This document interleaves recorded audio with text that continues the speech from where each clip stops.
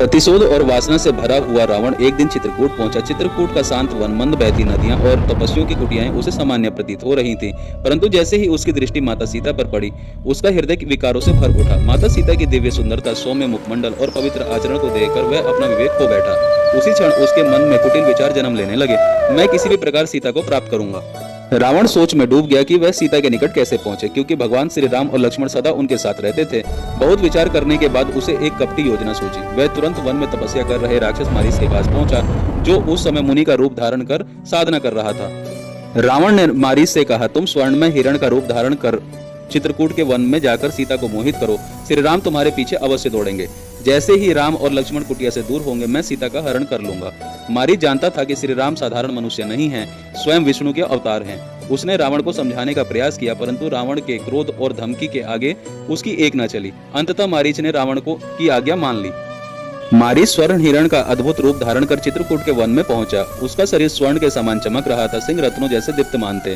उस सुंदर हिरण को देखकर माता सीता मोहित हो गई। उन्होंने श्री राम से आग्रह किया, प्राणनाथ, यदि यह हिरण हमारे आश्रम में आ जाए तो कितना सुंदर लगेगा। कृपा कर इसको पकड़ लाइए।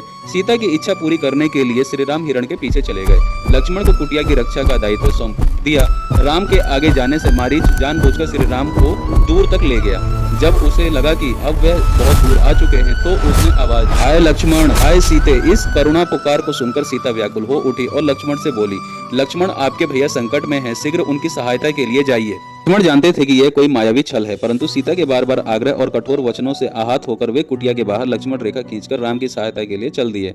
इसी अवसर की प्रतीक्षा में रावण साधु का वेश धारण कर कुटिया के पास आया। भिक्षा के बहाने उसने सीता को लक्ष्मण रेखा के बाहर आने पर विवश किया। जैसे ही सीता रेखा के बाहर आई, रावण ने अपना भयावह राक्षसी रूप धारण कर लिया और उन्हें बलपूर्वक अपने पुष्पक विमान में बिठाकर ले गया। रावण आकाश मार्ग से सीता को लंका ले जाने लगा।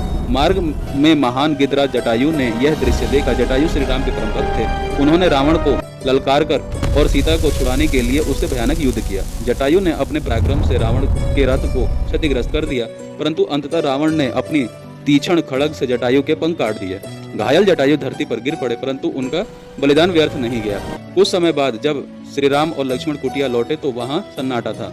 सीता कुटिया में नहीं थी। राम व्याकुल होकर सीता को पुकारने लगे। वन, पर्वत, नदियां सब मानो जैसे उनकी पीड़ा में सहभागी हो गई। इस समय उन्हें घायल अवस्था में पड़े जटायु मिले। जटायु ने अंतिम श्वास लेते हुए श्री राम को बताया कि रावण सीता को दक्षिण दिशा की ओर लेकर गया है। यह सुनकर श्री राम ने जटायु को पुत्र समान स्नेह दिया और उनका विधिवत अंतिम संस्कार किया। जय श्री राम।